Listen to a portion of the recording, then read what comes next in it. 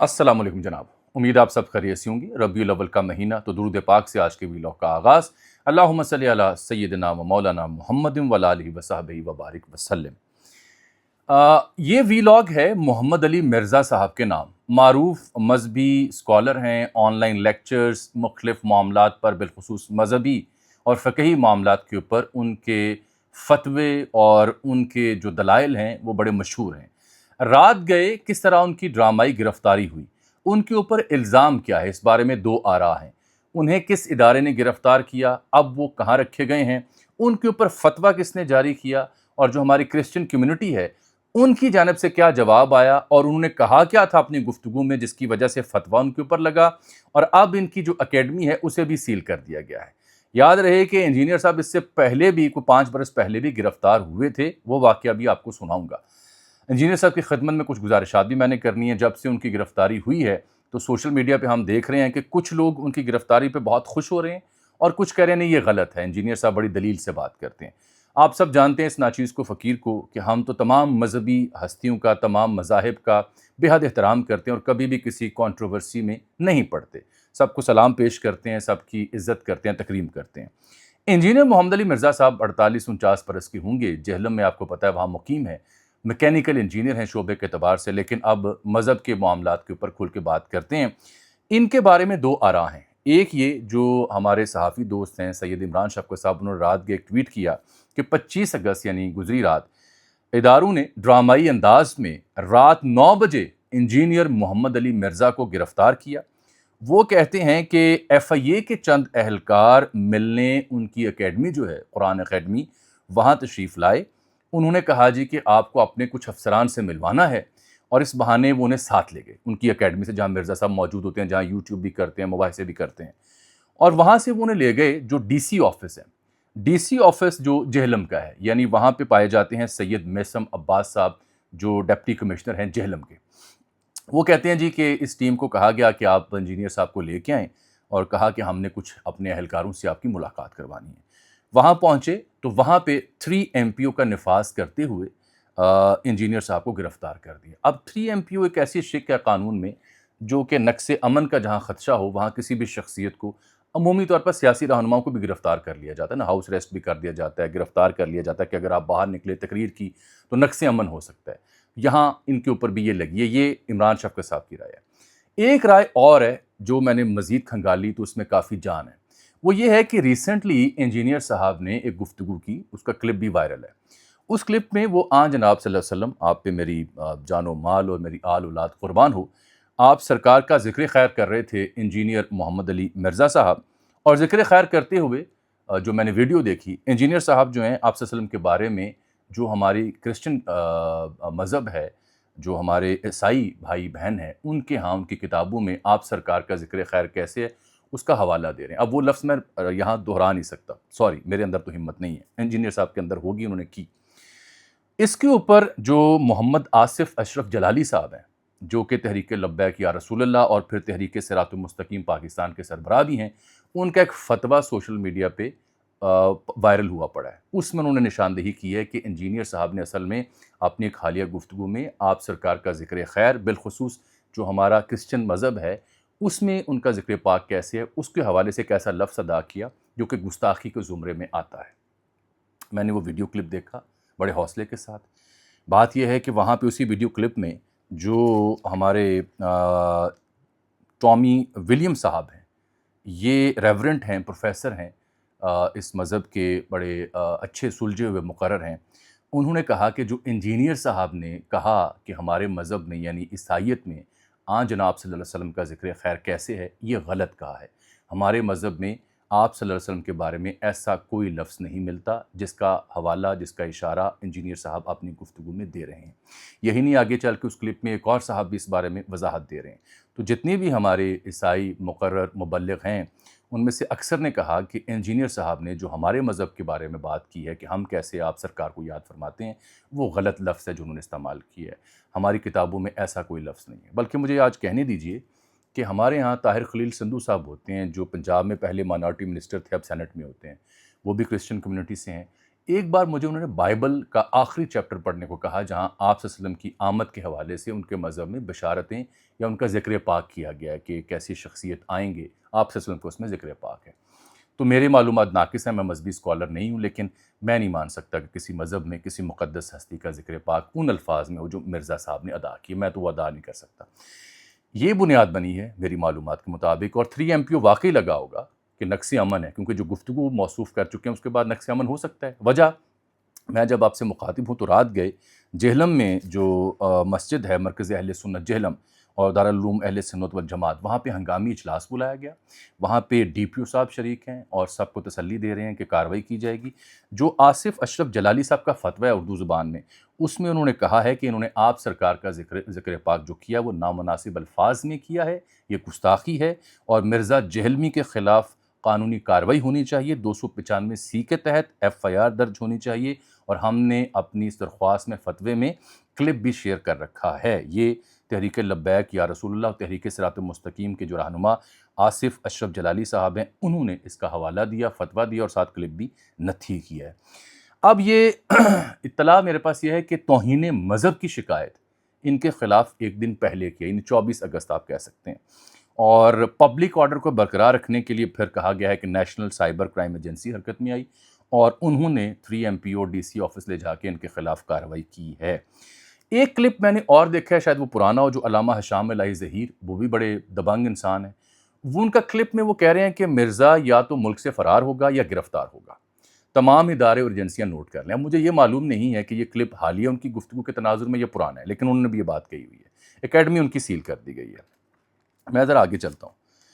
بات یہ ہے کہ جو مرزا صاحب ہیں یہ کچھ عرصے سے انتہائی متنازع ہوتے جا رہے تھے۔ کسی زمانے میں یہ PTI اور خان صاحب کے حامی بھی تھے۔ اول تو جو مذہبی رہنما ہیں انہیں مذہب کی خدمت کرنی چاہیے، سیاسی معاملات میں آنا نہیں چاہیے۔ کئی ایسے جیل لوگ ہیں جو مذہبی جو سیاسی معاملات پہ گفتگو نہیں کرتے، ان کا شعبہ نہیں ہے۔ مرزا صاحب پھر PTI خان صاحب کے مخالف بھی ہوئے، کھل کر کئی پوڈ کاسٹ کیے انہوں نے، اس میں سیاسی اور مذہبی معاملات پر کھل کے اظہار خیال کیا۔ پھر ابھی ریسنٹلی کہہ رہے تھے کہ مہاتما گاندھی جو ہیں وہ قائد اعظم سے بڑا لیڈر ہیں، وہ میں نے وہ دیکھا نہیں، لیکن میں نے سنا ہے کہ انہوں نے یہ بات کہی ہے۔ پھر جو پاکستان نے جنگیں جیتیں، کارگل جنگ، اس کے حوالے سے بھی شاید کو متنازع بیان دیا ہوگا۔ یہ کیا ان کی گرفتاری ایک زیادتی ہے یا درست عمل ہے؟ اس پہ سوشل میڈیا دو آرام میں تقسیم ہے۔ جو مرزا صاحب کے چاہنے والے وہ کہتے ہیں درست نہیں ہے، لیکن میں نے دیکھا کہ عدیل راجہ صاحب جو ارشد شریف شہید کے پروڈیوسر رہے، انہوں نے کہا کہ مرزا نے ارشد شریف کے بارے میں بہت ہی عجیب و غریب باتیں کر رکھی ہیں، بلکہ انہوں نے کہا بکواس کی ہوئی ہے۔ امید ہے جب باہر آئیں گے تو آ کے معذرت کریں گے کہ انہوں نے کیا گفتگو کی۔ میرا مسئلہ یہ ہے، جتنے میرے آپ دیکھنے والے اور جاننے والے ہیں، میں ہمیشہ انتہائی احتیاط سے بات کرنے کی کوشش کرتا ہوں۔ اللہ تعالیٰ جب کسی شخص کو علم دیتا ہے، اللہ تعالیٰ جب کسی شخص کو فکر دیتا ہے، اللہ تعالیٰ کسی شخص کو رہنمائی کرنے کی توفیق دیتا ہے، تو اس شخص کے ہاں زوم نہیں آتا۔ علم جو ہے وہ آپ کو مدبر بناتا ہے، علم آپ کو دھیما کرتا ہے، علم آپ کو صابر بناتا ہے، علم آپ کی شخصیت کو نفیس اور آپ کی گفتگو کو ایسا بنا دیتا ہے کہ وہ دلوں پہ اثر کرے۔ آپ کلہاڑے کی طرح گفتگو نہیں کرتے، آپ تلوار کی طرح گفتگو نہیں کرتے، آپ ترش لہجے میں گفتگو نہیں کرتے، آپ اس زوم کا اظہار نہیں کرتے کہ فلاں کو کیا پتہ ہو، فلاں شخص اس نے پڑھا ہی کچھ نہیں ہے قرآن کے حوالے سے، فلاں شخص کو حدیث کا کیا پتہ ہو، مجھے پتہ ہے، میں بتاتا ہوں، میرا دعویٰ ہے، میں فتویٰ ہے، چیلنج کرتا ہوں۔ یہ بے زبان و بیان میرے مذہب کا نہیں ہے۔ میرے مذہب میں تو پیار ہے، اخلاق ہے، اخلاص ہے، درود ہے، محبت ہے، امن ہے، شانتی ہے۔ آپ سرکار نے بھی دیگر مذاہب کے ساتھ معاہدے کیے، امن کے ساتھ رہنا سیکھا، جنگیں بھی کیں اور بعد میں صلح بھی ہوئی۔ آپ سرکار کی پوری سیرت خوبصورتی پر مبنی ہے، انسانیت کی خدمت پر مبنی ہے، ایک دوسرے کے دکھ بانٹنے پر مبنی ہے، غریبوں، یتیموں، مساکین، اہل محلہ اور آس پاس کے لوگوں کی کفالت کرنے پر مبنی ہے، یتیم کے سر پر ہاتھ رکھنے پر مبنی ہے۔ آپ سرکار صلی اللہ علیہ وسلم اور آپ کے صحابہ اور آپ کے اولیاء اور آپ کے چاہنے والے، وہ پوری دنیا اس بات کی شاہد ہے کہ آپ سرکار جو ہیں وہ اپنی سیرت سے لوگوں کو قائل کیا انہوں نے۔ تو اس مذہب کے نام پہ جب کوئی مذہبی رہنما ہمارے ہاں پاکستان میں زوم میں مبتلا ہو جاتا ہے، ایک خاص قسم کا اس میں غرور آ جاتا ہے، ہر بندے کو لتاڑنا شروع کر دیتا ہے، تو مجھے اس کے علم کے اوپر شک ہوتا ہے۔ علم آپ کا بگاڑتا ہے، علم آپ میں حلیم پن پیدا کرتا ہے، علم آپ میں تکبر نہیں تدبر پیدا کرتا ہے، علم آپ میں فکر نہیں فقر پیدا کرتا ہے آپ کے اندر. علم آپ کو بہت ہی نفاست والی شخصیت میں تبدیل کر دیتا ہے. تو مرزا صاحب ریسنٹلی کافی کنٹروورشل ہوئے ہیں. سیاسی بیانات ہوں، قائد اعظم کے بارے میں بیانات ہوں، عمران خان کے بارے میں بیانات ہوں، پوڈ کاسٹنگ ہوں متنازع نوعیت کی، لوگوں کو للکارنا ہو فلاں جاہل ہے، فلاں کو ککھ پتہ نہیں ہے، مجھے سب پتہ ہے. نہیں صاحب، ایسا نہیں ہے. ہر بندے کو اس کے اپنے عقیدے، اس کے اپنے مذہب کے مطابق زندگی گزارنے کا حق حاصل ہے. یہ میرے آئین پاکستان میں لکھا ہوا ہے. آپ کون ہوتے ہیں چیلنج کرنے والے؟ آپ اپنی علمی اور فکری جو بات ہے اسے دلیل کے ساتھ کریں، لیکن یوں نہ کیجئے.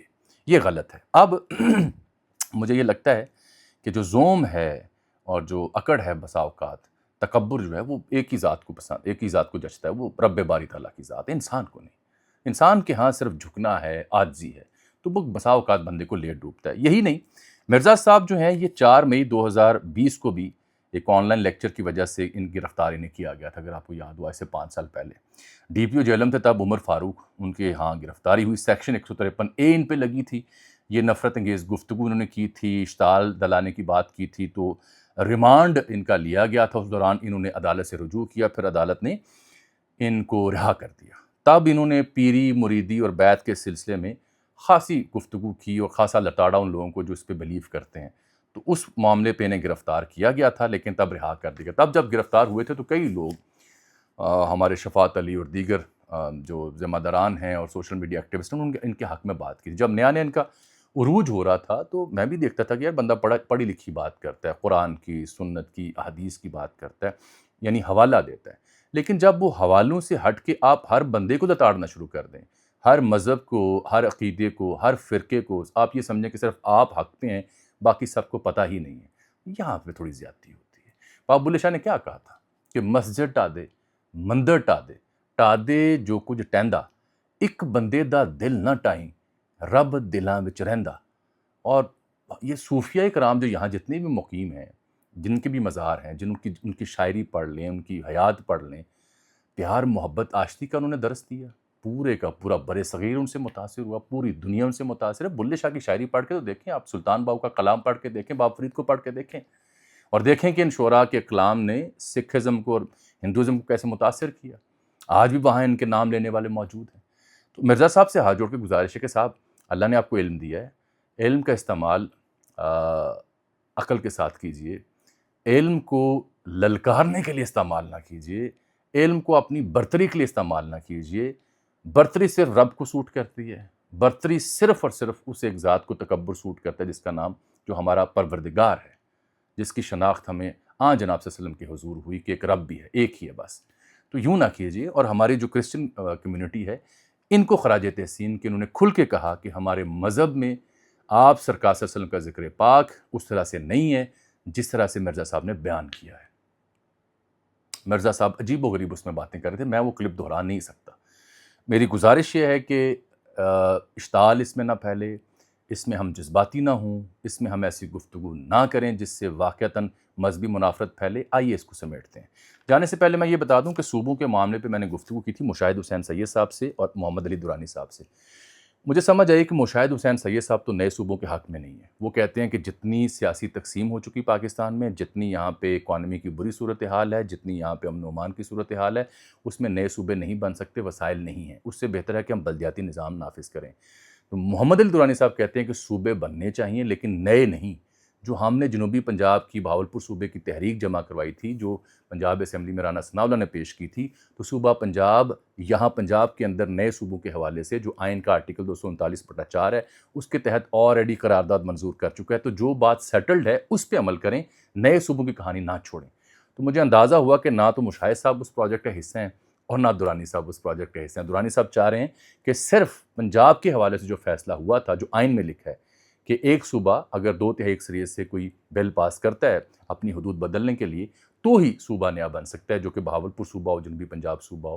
اس کے حوالے سے وہ بات کر رہے تھے. تو وہ جب طے شدہ ہے تو نئے صوبے نہ بنائیں. مجھے یہ لگتا ہے کہ نئے صوبوں کی آڑ میں شاید 2 بڑی سیاسی جماعتوں کے پاس ایک موقع ہو کہ وہ اپنا جو ان کے پاس کوئی بیانیہ نہیں آ پا رہا، تو کل کلاں کو وہ کہیں کہ دیکھیں ہم نے نئے صوبے نہیں بننے دیے. اس میں کسی اور وضاحت سے تفصیل سے بات کروں گا. فی الحال کے لیے مجھے اجازت دیجیے. اللہ حافظ.